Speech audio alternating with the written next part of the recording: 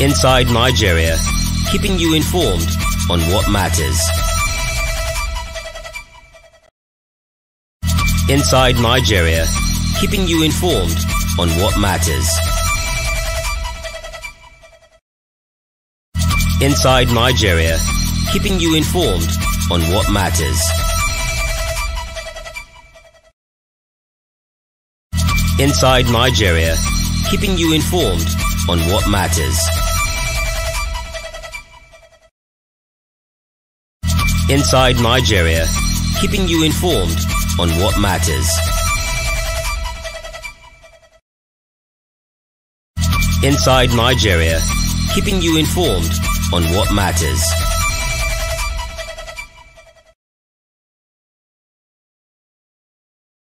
Inside Nigeria, keeping you informed on what matters. Good morning, viewers out there. This is Inside Nigeria, Thursday, August 19 edition. And of course, as usual, I'm your regular host. My name is Bode Gbadebo, and I'm not alone today. I'm with my co-host, Winifred Ogebo. Good morning and welcome to Inside Nigeria. It's a beautiful day. And stay tuned for what we have for you on the program. Thank you. All right, it's still Inside Nigeria, and today we are being joined by a journalist and an Abuja-based public affairs analyst, Mr. Jibrin Baba Ndace. Mr. Jibrin, yes, welcome to Inside Nigeria. Thank you, Bode. It's my pleasure to be here. Thank you. It's our pleasure to have you this morning, and as usual, we'll be starting with Leadership, the first paper on our morning today. Leadership is Nigeria's most influential newspaper. On the front page of Leadership this morning, Petroleum Industry Act, experts fault federal government 12-month implementation plan. Petroleum Industry Act 2021, experts fault federal government's 12-month implementation plan. Mr. Ndace, just yesterday, the president started the process of implementing the new petroleum industry law. Yes, I think this is very commendable, but let me start from the point you made that experts criticize. Yes, experts are expected to criticize. I always take criticism from the point of literary criticism. A poem has to exist before a critic can critique it. Something has to exist. And I think that all of us as Nigerians must commend the effort of this, the President and Commander-in-Chief, and all the stakeholders, the National Assembly and others, because one of the major challenges of this country at national, state, and local government level is inconsistency in policy. PIB, as we all know, in the last over 1 decade, we have been going back and forth. And that has been on several national issues, which Bode and our editor, if you go back as a journalist, what you have written in the past 10 years, 15 years for senior colleagues like the editor and all of that, you see that Nigerians sometimes move 1 step forward and move 10 steps back. So I think this is commendable. And I think that I'm also happy that a lot of experts and stakeholders also show interest to make the PIB signed by the president better. The president is not perfect. No administration is perfect. Every government is work in progress. So I think that this is something that we must comment, especially like the president noted. This is the mainstay of our economy. You know, we need to derive maximum benefit from it. As it is, Nigerians have not been getting the maximum benefit. You look at the area of gas flaring. I mean, a country like Nigeria should not be in need or in want of gas when it has it wasting every day. So whatever the shortcoming, of course, that experts you see this morning, and even issues of host community and others, that these are genuine concerns. And our appeal also to all the stakeholders, particularly the government, to continuously engage. This is just first step. And one of the most important steps must be engagement of all stakeholders at all levels. You know, who are these traditional institutions, other youth organizations, and other stakeholders with this, explaining. In democracy, explanation is the oil that drives democracy. People have the right to question every policy or program of government. So those in government should also not see it as if people are trying to, no, people have the right to criticize them, but we must accept and commend the president and commander-in-chief for the political will, you know, to boldly, you know, go forward and take a decision. Because yes, just like our elder statesman said recently when he was asked on his birthday, General Babangida said, you know, taking a decision, even if it's a wrong one, is better than not taking decisions at all. And even in your own house, you don't take decision and think that everybody will like it. Even husband and wife, sometimes there will be disagreement based on decisions taken. What is important is that this decision, are you convinced that it's for the collective interest of Nigeria? I think this is the way I think we should look at it, but we must continually continue to interrogate it, look at it, to make it better. But government have a responsibility to continue to engage. And I mean it, this is very important aspect. Relevant stakeholders, especially the host community, so that those who feel that they are not convinced enough, you know, so it's the responsibility of government to convince them, because it's a democracy. Yes. Your government must engage. I hope. And when we talk about this, like I always said, this is not the responsibility of the president and commander-in-chief. There are other stakeholders who should take it from where the president have taken it.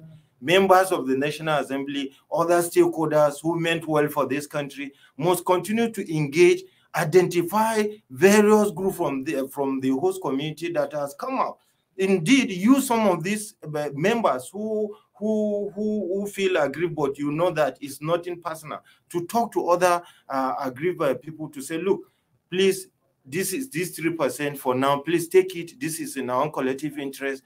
Let us start, let this be a starting point, so that you don't just wave them away. I think that is important. You are really right, because they said that there's no perfect law anywhere in the world. So in the process, you have to fine-tune the law and trying to make it what everybody wants. Thank you so much for that input. And I think this one argument, one deep argument from him, I have not had since we started the discussion on the PIB, that we should not throw away the baby and the bathwater. That's why the mystery around Mr. Ndace, one other story on the front page of Leadership I would like you to comment is our second and most important story on the front page, which is about the terrorist group called ISWAP. ISWAP sacked top leaders over mass surrender of terrorists to Nigerian troops. ISWAP sacked top leaders over mass surrender of terrorists to Nigerian troops. So there have been arguments back and forth as to whether we should even take these people with our open arms, or we should punish them for their crimes against the state. You see, Bode, you know me. I don't talk about what I don't know. And I think that we have a responsibility as citizens. When things happen, if you are not informed about it, get those who have informed opinions. All over the world, look at it. Even wars that fall between states and one state or among states, you know, for one country or the other, what happened at a certain point? Surrender. Second World War, First World War, Second World War. Didn't German troops, didn't they surrender? Didn't some of them surrender? And when you talk about issues of terrorism and insurgency all over the world, even countries that have fought terrorism for years before our own, Tiger and all of that, at a certain point where they are not, didn't they come to the table with the leadership and all of that? So I think that, and again, another point, a lot of Nigerians just see the surrender. These things don't happen in a vacuum. Some of the things that I know that led to this surrender, I'm not going to say it here because they remain classified. They are not happening in a vacuum. One, there is battle fatigue among the terrorists. Two, there is continuous and consistent firepower on the air and the ground, which is continuously breaking the power and the hold of the terrorists. Thirdly, there has been a lot of work that has been done from the back channel within even the countries that are allied countries, Cameroon, Chad, Niger, Benin Republic. And let me also tell you, even the appointment of the former Soviet chief that was criticized by Nigeria, it was not done in a vacuum. It was done as a result of the president rethinking of our geopolitics, the need to get a hold, you know, and understand that, look, your experience, we need to end this war once and for all, and therefore you need to be a boot on the ground, you know, talking directly to some of these countries. So these things are not happening in a vacuum. They didn't just surrender like that. One, their group have been infiltrated.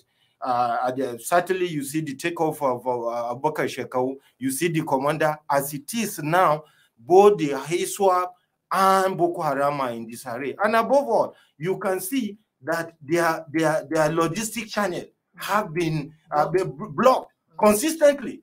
So these things are not, Nigerians should not just feel that these people just wake up. Why didn't they do it yesterday? Why didn't they do it the day before yesterday? This is a continuous process that is yielding results. And I think that there's one thing I've observed with some of us in Nigeria. When Nigerians do something, we don't celebrate them. If it is the Western troop, whether US troop or world proper, you see all of them, all Nigeria will go on social media and all of that. Look, nobody will come and solve our problem for us. We are the one to solve it ourselves.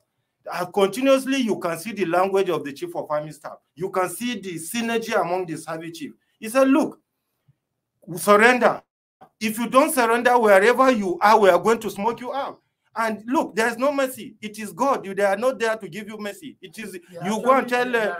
So they are coming out. Let's not discourage this coming out. What do we want, Bode? Editor, what do we want? We want the war to end. Yes, exactly. But there's another angle to it. You know, many groups are calling for their prosecution. Even the Arewa Consultative Forum has also joined the fray, calling for their prosecution. There is nothing bad about all the group calling for this prosecution. It's not that when they just come, they just clap, people just say, you are welcome, and people have gone a party. These are criminals. They are criminals. There's no name to call it. There's no ethnicity, religion, or any identity to look at them. These are criminals. But whatever it is, even in war, there is international rules guiding war. Yes. There is international best practices. You don't just say somebody you are fighting, I've said I've surrendered. He raises a white flag, and then you shoot the person. You are worse than the criminal. That is what the law says. But we are saying that the law must take its place. But first, let us commend this effort. Let's work together. Let's support our troops. Let's commend them for what they are doing. Let's not keep on social media condemning, saying this is bad. Who will come and solve our problem for us? We are talking. US have been in Afghanistan for 20 years. I have said this severally when Nigeria talk. And that is not the first. In fact, in the last 50 years, US experts have argued that America have never won any asymmetric warfare, including Taliban, with the Taliban. And a lot of us have predicted that it will go this way. So let's commend our security forces. Let's commend the governor of the state and all the other stakeholders. Like I said, these things, the surrender is not happening in a vacuum. You can see what ISWAP is trying all its effort to show that it's still in control. But as it is today, they have been decimated to a level that they are almost helpless. And the ones that are taking this decision, they know that is the best decision for them because there's no mercy. And I'm one apostle of those who say that you shouldn't give mercy to all criminals, whatever religion they belong. They don't represent any religion. They don't represent anything. And I also argue and also request our stakeholders, when criminals commit crime, let's not ethnicize it. Let's not religionize it. They are not there on behalf of any religion. They are not there on behalf of any. I'm talking about kidnappers and all of that.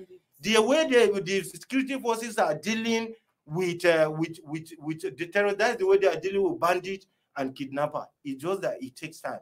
They are already rooted over the year, and they have support from communities. And that's why I say now, no mercy for them. We need to move away from security. Thank you so much. Thank you so much. We need to talk about the leadership sister publication. Yes, thank you so much. Yes, we are moving to national economy, and the national economy has on its cover today, China, South Korea's protective policies hold lessons for Nigeria.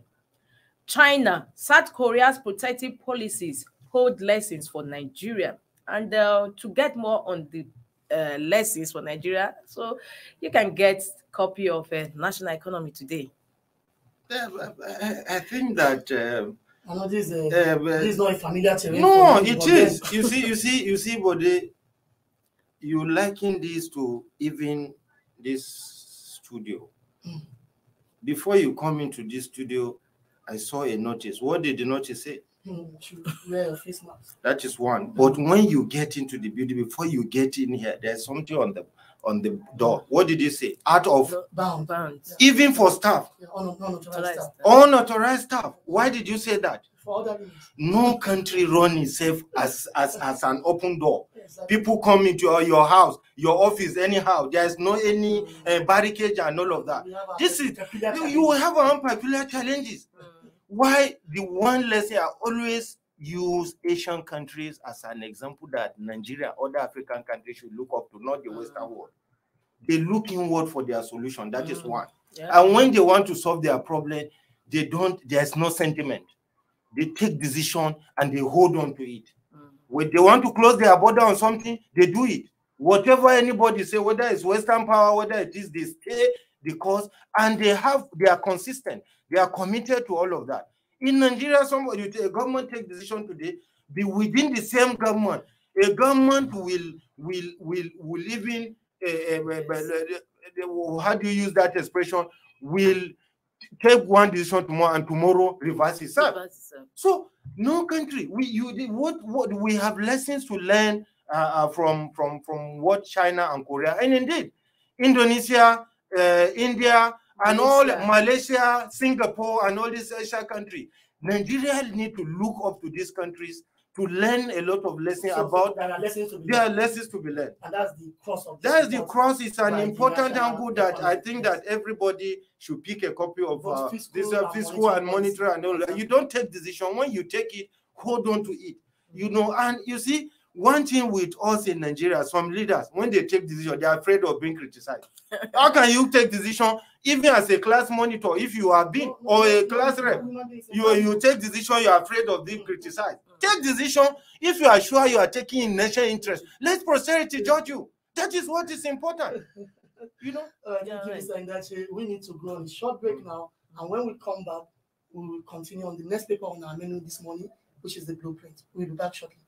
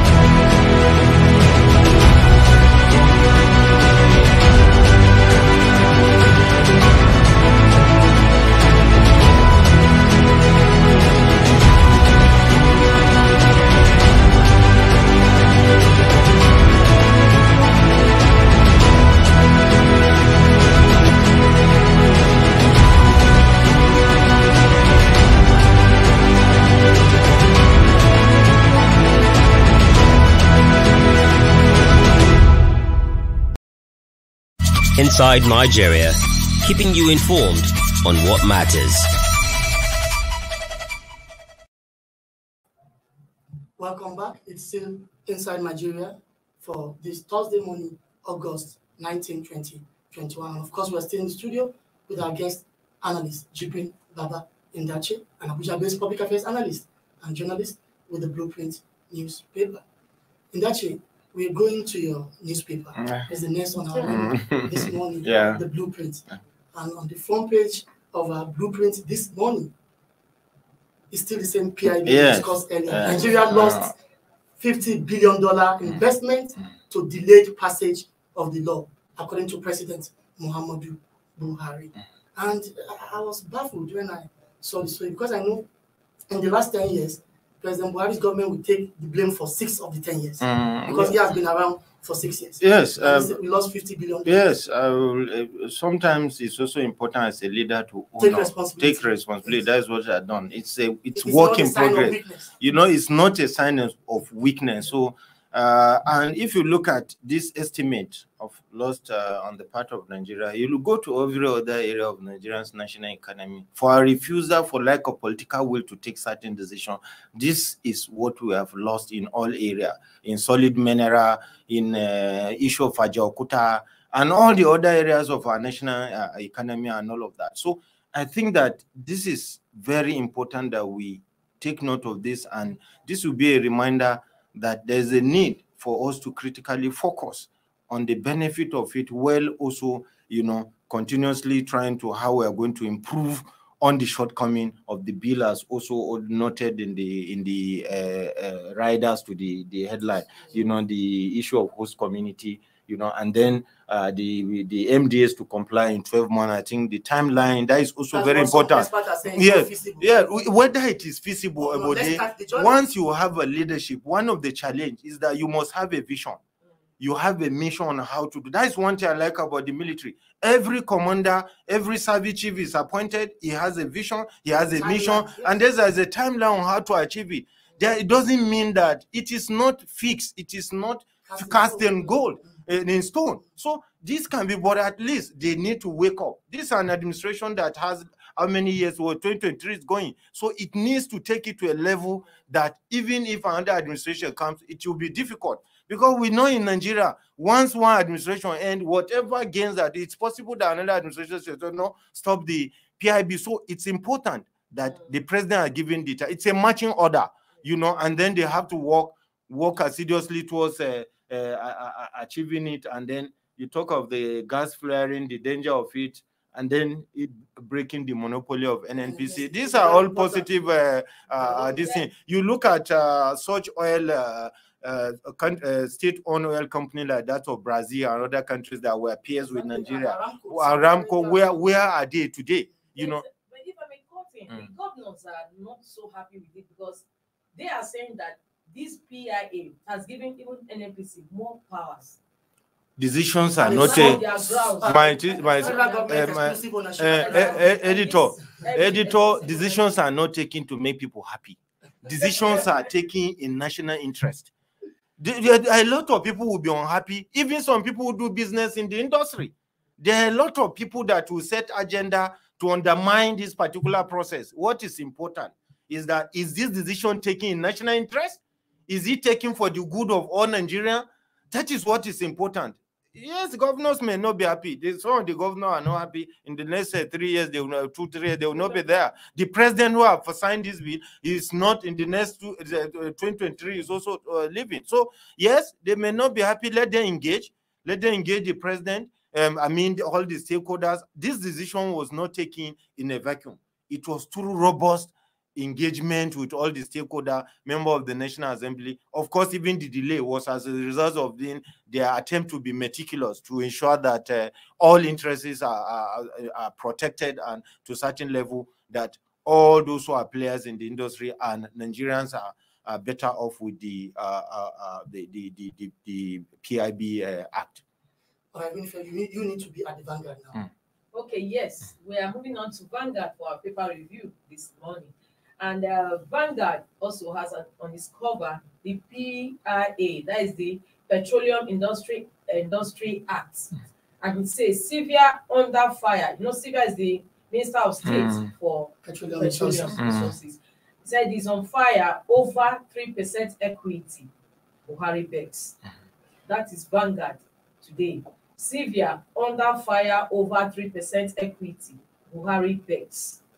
Ndace, I don't know why they've singled out the Minister of State for Petroleum Resources. It's obvious, accused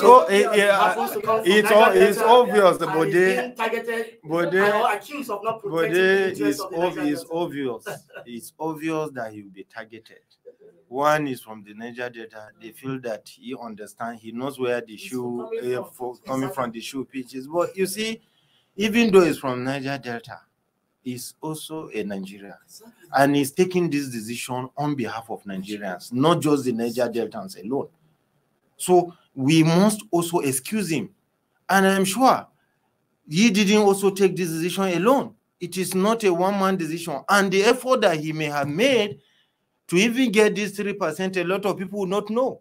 What Nigeria, some Nigeria, the host committee and people are criticizing is the 3% bill. It's like if when you go to a table, you eat food, you say it's delicious. You don't know what the person who prepared it to face in the kitchen. You don't know the battle. I don't speak for him, but you don't know the battle. Having been in government myself, you may not understand the battle that the Minister of State Petroleum may afford to even get up to 30%. But there are certain that you also know that he may not want to reveal, play to the gallery and say, this is what I have done, or this is what you expect in the future. He may know there are certain benefits in this, even for the host committee, beyond the 3% that he may not even want to amplify, just for the purpose of national interest and understanding that this is taking in the interest of Nigeria.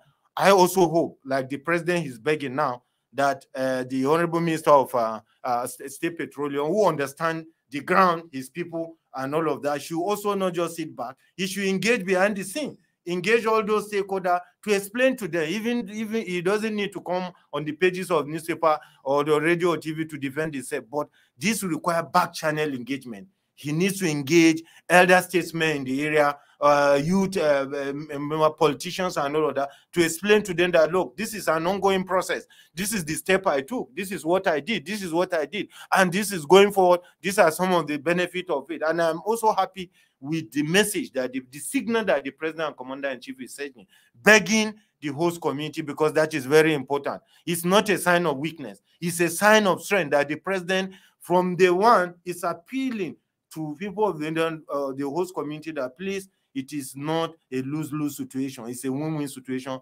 Please, I'm appealing to you. Let's take this 3%, because the benefit of this PIB bill is beyond just the 3%. Even the economy and the environmental degradation as a result of decades of flaring of gas in the Niger Delta, the damage to the ecosystem and all of that. Fishing, you recall at a point when Ajia Amina Mohamed, the secretary, when she was Minister of Environment, took it upon herself and was a boot on the ground to ensure that they mobilize all the stakeholders to clean up the Niger Delta. And you recall even the recent compensation by Shell as a result of environmental degradation. I think that this is a win-win situation for us as Nigeria. And I must commend the political will of the president. But like I mentioned earlier, there is a need for continuous engagement, and there is also a need for all experts, journalists, and media organizations, and experts in this area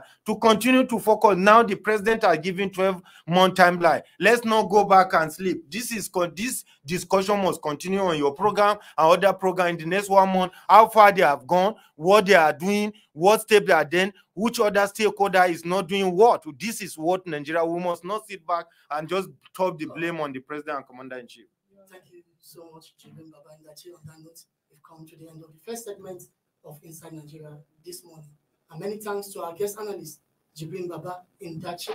Baba Ndace is a journalist with the VANGUARD Newspaper, an Abuja-based public affairs analyst, and as well the immediate past chief press secretary to the Niger State governor. Many thanks to you for coming. It's my pleasure to be here. Thank you for the opportunity. We'll go on a short break. When we come back, we unveil another discussion on another topical issue inside Nigeria, which is the issue of Nigeria here, a national career being proposed by the Buhari administration. To be or not to be. When we come back, we share our thoughts with you.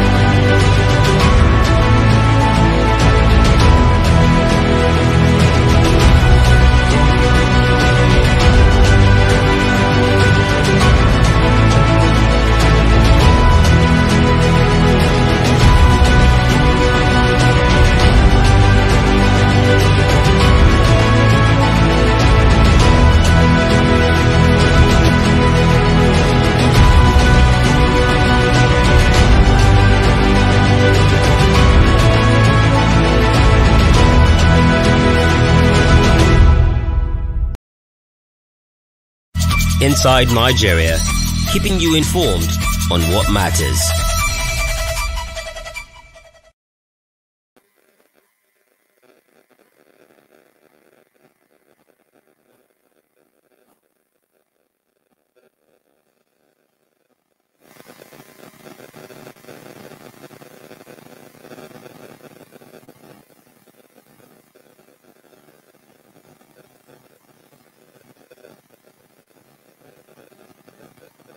Ago. It was proposed in 2018 with an opening of its logo and other paraphernalia at the Farnborough show in the United Kingdom in 2018. But since then, we have not seen anything. It has been motion without movement, despite the fact that a lot of money has been committed to this project Winifred. And of course, Nigerians are asking questions. But you know where is our national career? But you know that 2 months after the fanfare launching, they announced that it was suspended. But recently again, they told us it is on course. It's on course. But whatever the case, 3 years after, we are not even hearing anything. And of course, this morning to join us to provide insight into this topical issue is a stakeholder and a member of the Nigerian Aviation RoundTable, Mr. Olumide Ohunayo. Mr. Olumide Ohunayo is speaking to us live from Lagos. Good morning, Mr. Ohunayo. Good morning, everyone. Good morning. Nice having me. Thank you for joining us this morning at the Leadership Podcast Studio on our breakfast show, Inside Nigeria. Now, let me start by asking you, is there a pride for a country like Nigeria to have a national carrier? And what is the implication for not having one at all? Well, let me start by there are 3 conditions universally accepted for the reason of having a national carrier. National carrier over time, in the beginning, it was seen as a government-owned backed airline. But somewhere along the line, most countries now take their flag carriers as a national carrier. What do I mean by flag carriers here? Any airline you designate to operate an international route for you from your country to another country becomes your flag carrier. So from that flag, your protection, your support can determine whether it carries the national carrier status. But you see, how did the issue of national carrier start? For countries that did not have an aviation, when they start an airline in the country to operate services, that airline automatically becomes the national carrier. So in the teething stage, Nigeria was also like that. We bought the British Overseas Corporation of Airlines and turned it to Nigerian Airways. So Nigerian Airways was the national carrier of Nigeria, just as Ghana Airways and others have done. Then again, when you have another condition is when you have 2 or 3, 1 or 2 or 3 major carriers, and maybe the major one, the strongest one, is going down and just about to be lost. Flights within this country are not going to be operated. You can go and buy government.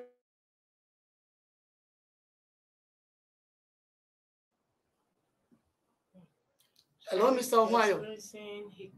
Stepping, take over the airline, and don't aerolines back. So if then again, when you have when you look at your airline industry and you find that you don't have airlines that are operating services to some parts of the country or to some routes that are depriving your people from moving, then again you can set up an airline.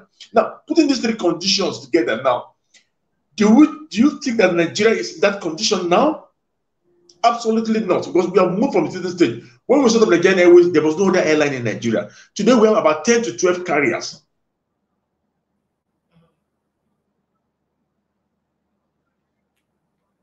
And more apply to join the fray. Thereafter, do we have any airline that has collapsed now and is holding majority of the routes and employees in the Nigerian aviation industry?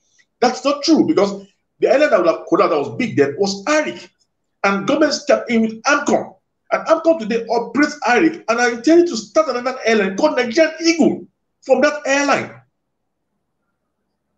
Now, is there any route in Nigeria that airlines don't operate to? No, because the problem right now is not the airlines operating, is the airport facility and the government providing infrastructure and security for airlines to operate an extended period. So personally, I do not see any reason why we need to start a national carrier when we can as well invest in the carrier that we have in place.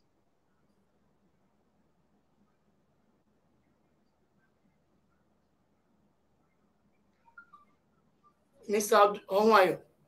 Can I continue? You have a question for me? Please continue. Sorry? Go ahead. I can't hear you. Yes, we can hear you now. We can hear you. All right, so we are having that's where it is now. So if we need to start, then we should just allow we should just invest in the carriers we have in place, and let the government see how they can work on that. That's where I see it. All right, Mr. Ohunayo, given the trajectory of having a national carrier over the years, now since Nigerian Airways went under, what would you say, or why Nigeria as a nation is having difficulty in setting up another national carrier many years after? Especially, can you take that again? Exactly. Floating airlines. Private entities, floating airlines. Yes. I'm having an issue with hearing now. Technical issue with the connection with Mr. Olumide Ohunayo. Okay. Mr. Olumide Ohunayo, can you take that now? Member of the Nigerian Aviation RoundTable. Can you hear me now, sir? Wow.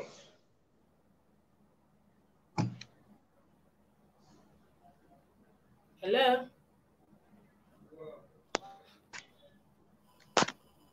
All right, Winifred, is it not surprising that a country which prides itself as giant of Africa like Nigeria is having challenges with setting up a national carrier? And like you just pointed out, states within the federation, private entities, floating, airlines. Maybe corruption, bureaucratic bottleneck, policy somersault could be responsible for this. Corruption is the bane of has always been the bane of development anywhere, especially also in Nigeria. That at the height of glory, Nigerian Airways had so much properties. It was the guardian of the whole of Africa. It was the 70s, 80s, and you know that countries like Ethiopia, their revenue is from their airline, Ethiopian Air. Is what they depend on. No oil. They don't have oil. And it's a country that I've been to several times. And their airlines work according to time. It's so efficiently run. And it's a wonder that Nigeria, as called it, the giant of Africa, up to now has no airline. Well, let's reconnect with Mr. Olumide Ohunayo. Mr. Olumide.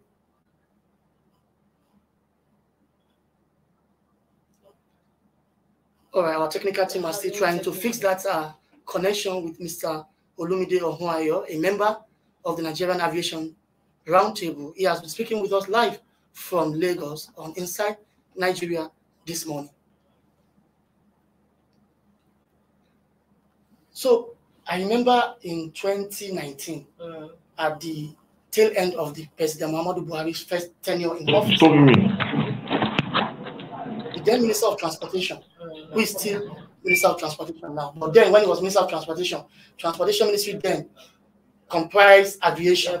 But now in the second tenure, it has been separated. So what Rotimi then told Nigerians that, well, why the federal government suspended the Nigerian Air project at that time was that members of the Federal Executive Council were divided as to the modalities of setting up the project.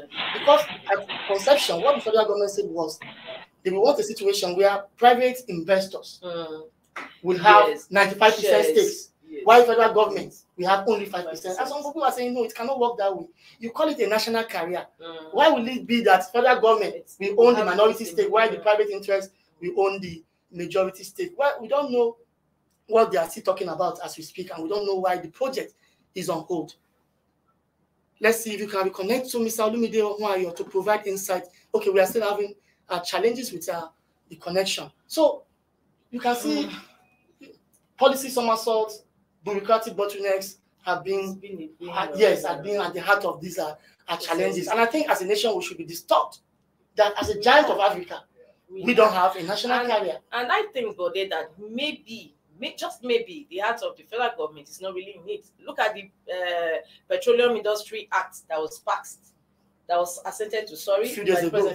And already a steering committee has already been set up to put it in action. To put, exactly. to set up. That's another important point. You understand? So you can see that point. Yes, because the federal government heart is in this VIA, it's not leaving any stone unturned. Really, if the federal government, as you say, is not really interested, manifestation. How do we justify the huge amount of money the same federal government spent to design the logo, to do unveil of the Nigerian here at the Farm Bureau Air Show in London? The money then that was spent designing that logo was also an outcry then that how could the federal government have spent so much just to design a logo? Outcry amongst Nigerians. All right, it's like Mr. Olumide Ohunayo is back with us. Mr. Olumide Ohunayo is a member of the Nigerian Aviation RoundTable. He has been speaking with us this morning from his base in Lagos. He's providing insight on the Nigerian Air project. Mr. Olumide Ohunayo, are you with us? All right. So let me go back to the question I asked before you went off. I asked that what will you say are the problem or challenges for a country like Nigeria to be able not to set up a national carrier many years after the Nigerian Airways went under?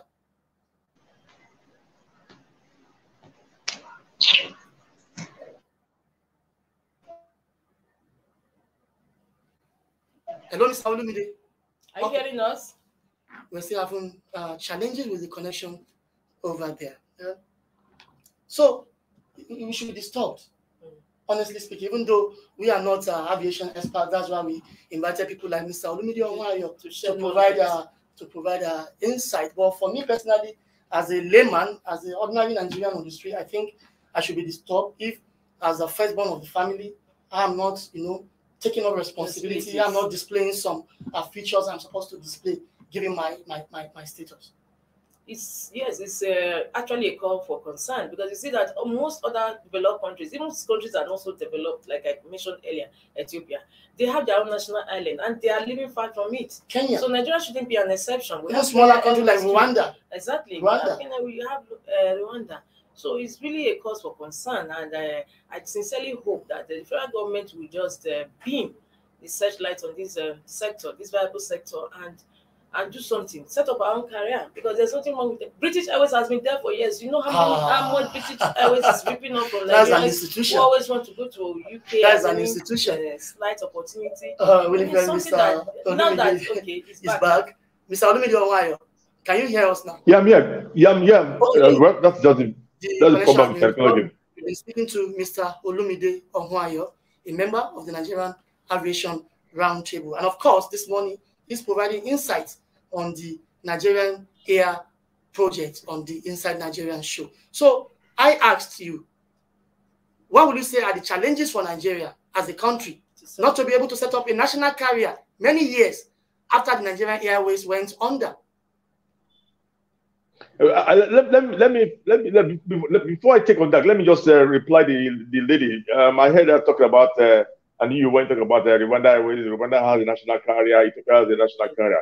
Those two countries have only one airline, and those airlines are the ones you see. We already have about 12 airlines operating. What we do not have is a strong carrier on international routes to represent us. And you can do this by building, supporting the ones you have, rather than start afresh. And that's why you see after the logo was split for all of us at the Farm Bureau, and it was brought back, the government stepped down the project, and thereafter came the pandemic. From the pandemic, money that was meant for the industry and to ensure that employees were retained their job was almost being invested in this new career projects. But when there was an outcry that money is for the living and not for the unborn. And as of today, that the federal government have not released the remaining part of that palliative for the industry, because that money was put down for a career that was not in existence. So I think our emphasis is how to strengthen the ones we have. We still have about 5 to 6 airlines who are applying to join the market. So we're looking at going to have about 16 airlines in Nigeria. But we don't need up to 16 airlines. We don't need more than 7, 6, 7, 8. strong airlines. Because why are you having airlines with 2 or 3 aircraft? So what we need to build strong airlines, have about 5 to 6 to 7, 3 of them on the international route, while the rest stay on the domestic route. And from there, your national carrier comes from your flag carrier. Your flag carrier becomes your national carrier when you give them support. The British Airways you've mentioned does not belong to the British government, but it's strongly backed. You cannot touch British Airways anywhere in the world. The British government will come after you. But it's not owned by the British government. It's owned by investors. Even not the major shareholder I see is a Spanish group. So it is support that is needed. And once you get the support, your airlines will blossom. You support, you provide infrastructure. But that's not what we have here. Winifred, Mr. Ohunayo has actually corroborated what we said earlier, that the federal government might not even be interested in the project of Nigerian air having issue. So it means it's a kind of a job for the boys, because if you are not interested in the project, why will you commit a good sum of money to start the project you cannot finish? So he even corroborated what you said, that the sector is not being supported, it's not being helped out, it's not being bailed out, against the backdrop of the COVID-19 pandemic. No bailout, no support for them. So that shows that it's underscored that the government is not serious, let alone to set up entirely a new airline to be a national pride. But Mr. Ohunayo, let me ask again. The modalities rolled out by the federal government, the issue of having 5% equity stake in the project, while the private sector will contribute the rest of the 95% has been an issue. What is your take on this? Look, this government is spending 8 years. We are in the 7th year right now. Let's face the fact, we are in the 7th year.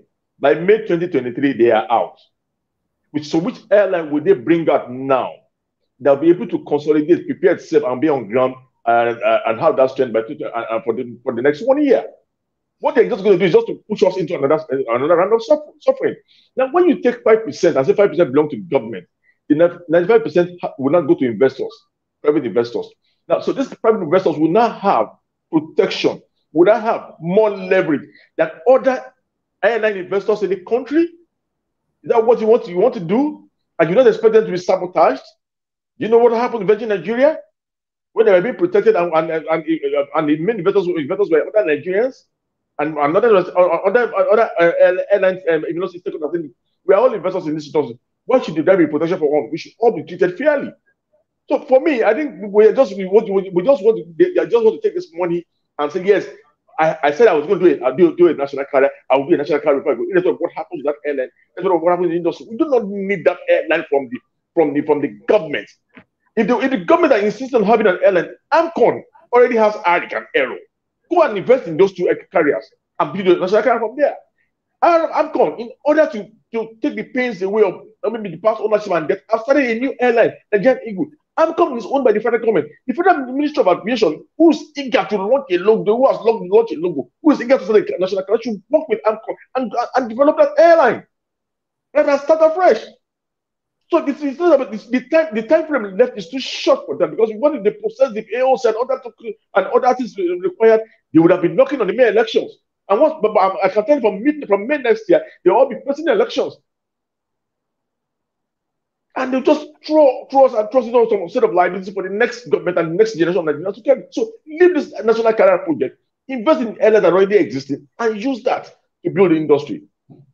We have so many airlines in place. What they need now is more investors, support, enabling environment, and infrastructure. Do all this in place and sell the airline. We also from there. What we have an airline applies. I want to operate into London. Then he goes into London. They are giving. He has pickups. He's with some bottlenecks from service providers in England, from the British government, and we all leave the airline to sort himself without putting pressure from the government. That would not work. The airlines will not survive that way. You must put your foot on the ground. You must back it up. Once an airline leaves Nigeria, it's carrying your flag. It must get the necessary support in landing, in the airport facility, whatever it needs. You must support. You must put your voice to it. And the way you put the voice is that you reciprocate whatever gesture is given to that airline, to their own airline down here. But what happens? Our airlines are partnered because government, we don't own it, so we have nothing to do with them. But that is not true. Once you designate an airline, you must give that airline support, all the necessary support that is needed. Winifred, Mr. Ohunayo actually preempted your next question. Okay. He already said this Nigerian air project is not achievable by 2023 as promised by the Buhari administration. And he's suggesting that instead of the money being wasted, it should be committed to support the existing structure and boost the aviation sector. So I think he should tell us whether there is a need for us to look into why the Nigerian air project failed in the first place, and people responsible should be made to account for posterity. Future purposes. Yeah, but anyway, for me, I think so far the money that has been spent has just been the money for the logo, the unveiling, which was not even unveiled in Nigeria, where it was supposed to be a national character, but was unveiled in London and not in Nigeria. Then also the money that have been proposed from the palliative funds, out of the 27 billion, they've given 5 billion palliatives to the industry. 22 has been held back, and it was first earmarked for the Nigerian air project. Now the minister has said he's going to start the project all over again, which I do not see any reason why. I don't see any reason for him to go into that project again. But what he should do, whatever money he has now, he should invest in Anchor or invest in Nigeria, or better still, invest in the airport infrastructure, improve the structure, and improve the regulations so that airlines can flourish. Then we should change our aeropolitical policy. We should support the carriers that are good. If we have national interest at heart and not self-interest and not ego, there will be no reason starting national carrier. Ghana have had the 3 national carriers and they've all gone down. From Ghana Airways to Ghana Air to Ghana National. These airlines have gone. Cameroon have had the national carrier 3 times, changing the name from Cameroon Airlines to Cam Air. This airline have gone down. So it's not about government having a flag. You can have a flag, you should not necessarily own it. And you have so many airlines coming in, those already operating. Let us encourage investors. When you encourage investors, when you keep an enabling environment, when you improve condition of service, when you encourage foreign direct investment, when you improve the value of your currency to the foreign currency, which is the mainstay of aviation, then you will see investors in your industry. Many thanks to you, Mr. Olumide Ohunayo, for your invaluable insights this morning on the Nigerian air project. We thank you for joining us this morning from Lagos. Mr. Olumide Ohunayo is a member of the Nigerian Aviation RoundTable. You can see, Winifred, a lot of things are happening inside Nigeria. They are. I just hope the federal government will put its acts right and look into giving its searchlight into the aviation sector and set things right. Because aviation is one of the reflections of our image. Yes. Exactly. All right, listeners out there, thank you for being with us from 10 o'clock to this moment. This is where we're wrapping up the show. Be with us tomorrow for the last edition of Inside Nigeria for the week. It will be a bump hour. It is. Winifred? Promises to be. Keep a date with us tomorrow. All right, my name remains Body Badebo. Bye for now.